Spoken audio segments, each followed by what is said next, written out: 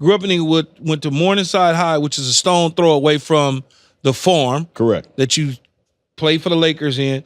What was that like, though, being in L.A. or Inglewood and just like right down the street from the farm?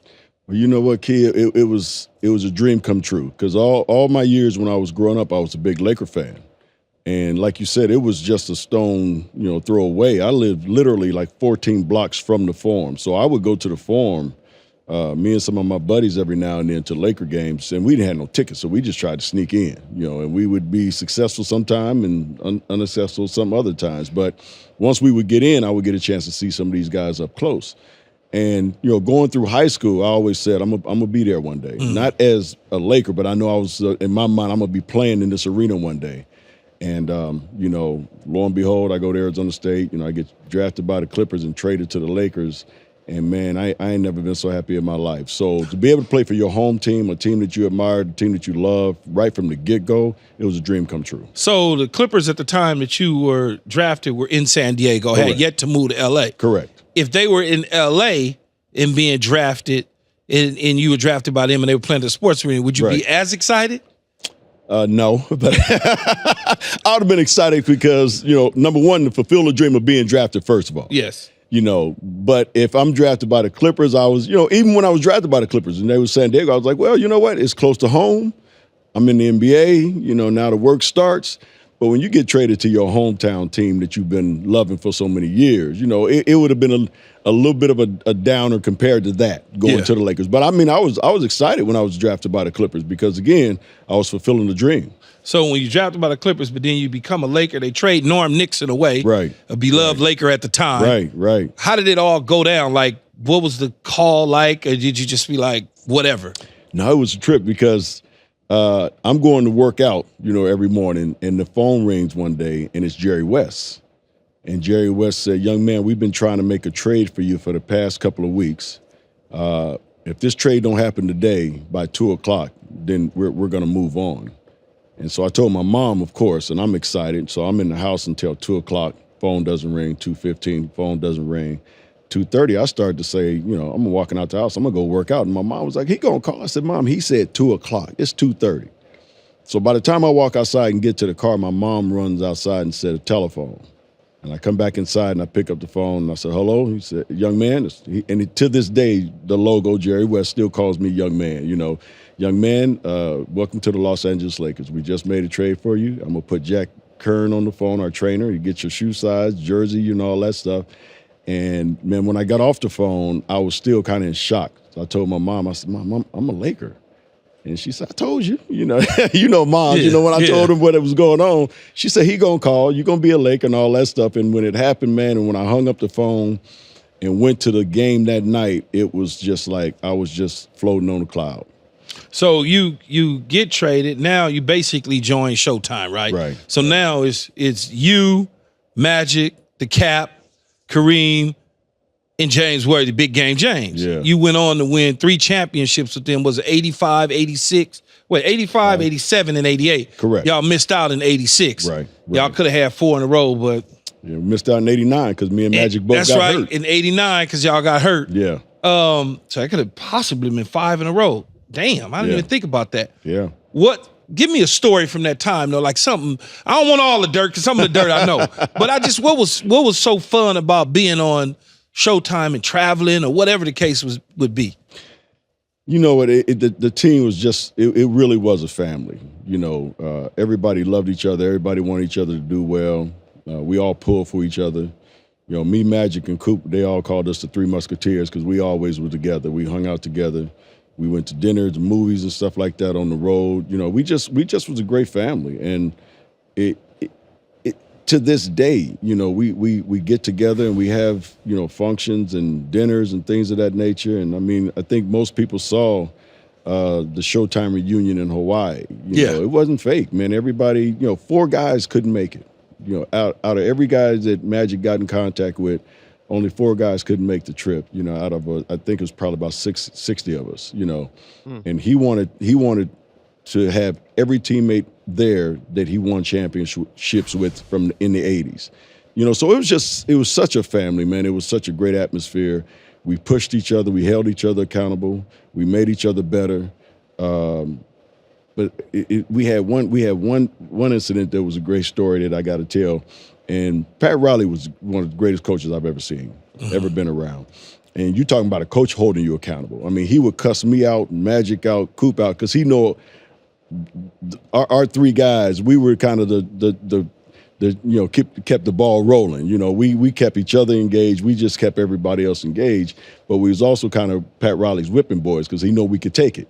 And we were going to come back strong, right?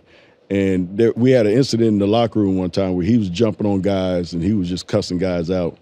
And he said something to Kareem, you know, and Cap, you ain't doing it. And Cap had his head down and Cap turned around and looked up at him, right? And that stare, Riley said, and such, you ain't doing this and that. I mean, he went away from Cap, right? And we was like, Cap, what was that all about? You know, Cap was like, man, I played with Rouse. He better leave me alone. You know, I'll knock him, you know. So Cap was the only one that nobody messed with on our team back in the day. No, he was serious. Yeah, I ran into Cap a couple years ago, and I was just checking him out from a distance. I'm like, yeah, that's probably not somebody you want to mess with. No, so not back in the day. So in 87-88 team. Yeah. Is that the best team in the history of the NBA? Because you still got, obviously, people who say Jordan, 70-plus, or Golden State that didn't win it. Correct. But are the Lakers the best that was ever assembled, that 87-88 team? I think so. You know, and everybody says, well, you're a little biased. Well, you know, you look at the team that we had, you know, out there. And this wasn't a team that was, you know, like with Kevin Durant, who I love, you know, he goes to Golden State to join that super team. You know, LeBron goes to Miami. These guys were all, you know, drafted. You know, you had one trade, really. You know, that trade was Kareem getting to the Lakers. Magic was drafted by the Lakers. James Worthy was drafted by the Lakers. I was via trade, but, you know, all those guys kind of came together to form, which I still think to this day is one of the greatest teams, if not the greatest teams to ever play basketball. Yeah, you can definitely argue, you know, Chicago team. For me, Golden State winning 73 games that year, that's great. But you don't back it up by winning the championship, then it don't matter to me. Right. Yeah, when you think about it though, Kurt Rambis, Cooper, Byron Scott, Michael Thompson, Kareem Abdul-Jabbar, Magic Johnson. I'm missing somebody. AC Green. Scooter McGee was on the team? No. We didn't have Scooter. Mike wasn't on the team. Mike was on the team my first year, and then they traded Mike. They traded Mike, so he wasn't on that team. Yeah. I'm trying to think who else was on the team. I know I'm missing Wes somebody. Matthews on that team. Wes Matthews was on the team. Milt Wagner was on that team. Billy Thompson was on that team. Thompson was, we had a guy now, Mike Schmeck. Yeah, I remember Mike Schmeck. Big man, Mike Schmeck. Chuck Nevis, who was like 7'5". Chuck Nevis. You know, big Chuck. Stop, man. Hey, look. I know you. Come on now. I'm just telling you the names. 5 minutes a game. Well, I'm just telling you the names. I ain't saying who played. I'm just telling you the names. Keyshawn, Chuck Neville was about 9 feet tall. He might have been one of the biggest humans I ever seen. Yeah. But we love walking through the airports before we got private planes. We love walking through the airports because everybody will always ask him that famous question: how tall are you? Man, that dude was taller than Kareem, and Kareem was 7'2". Yeah, 7'6". I've never seen a human being. You got to think, I was a kid, and so he's 7'6". I'm looking at this dude. I'm like, there's no way. 7'6". There's just no way you could be that tall. Yeah, phenomenal. But 7'6", great guy. But yeah, I'm just telling you the guys we had on the team. Yeah, y'all might have literally had the best team. Yeah, ever. I believe so. I mean, I know really Jordan beat that team. Right. Well, he didn't beat that team. I mean, the team he beat. I mean, we didn't have Kareem. Obviously, oh yeah, the Kareem Cap was wasn't gone. there. You know, we had Vlade Divac, who was good. We had Sam Perkins. Yep, at Sam the time. Perkins. You know, Michael Thompson wasn't there anymore. You know, so. You look at that 87-88 team. That. Yeah, that's right. Yeah, he didn't beat that 87-88 team, man, that team was awesome.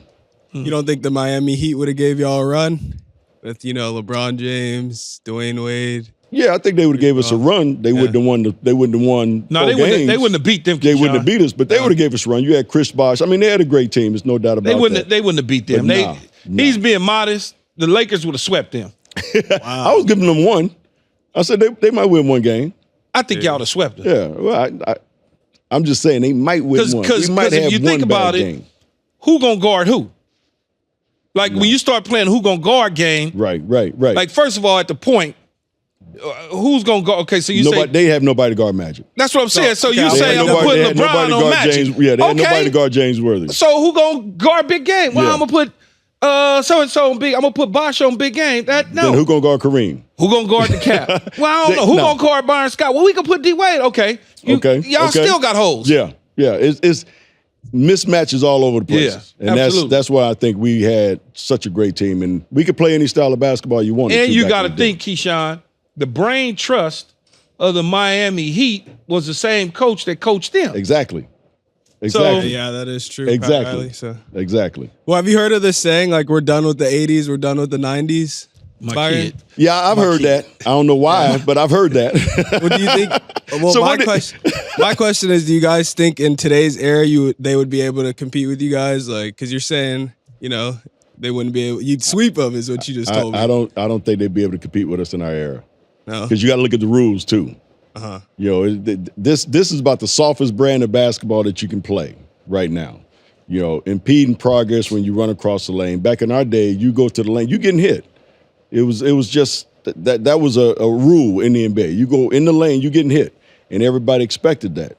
So today's basketball, even like I said, I enjoy the game. I've been watching all the playoff games, and I'm enjoying the excitement of the game.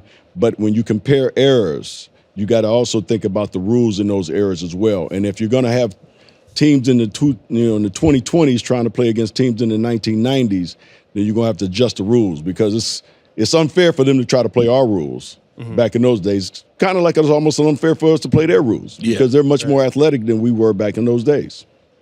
Gotcha. Who was the biggest trash talker you played against? Larry Bird. I've heard without that name. without a doubt. Larry Bird. He would talk trash for 38 minutes, and that's if he played 38 minutes. He just talked trash the whole game.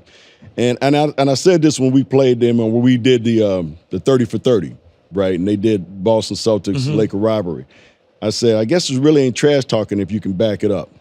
Because that man would tell you where he was going on the basketball court and tell you that he was going to catch it and shoot and wasn't a damn thing you could do about it. And 9 times out of 10, that's what he would do. We absolutely hope you enjoyed this video. If you want more from us, hit that subscribe button for all videos, full episodes, and exclusive content from the show. And don't forget to find All Facts, No Breaks on Apple, Spotify, or wherever you get your podcasts.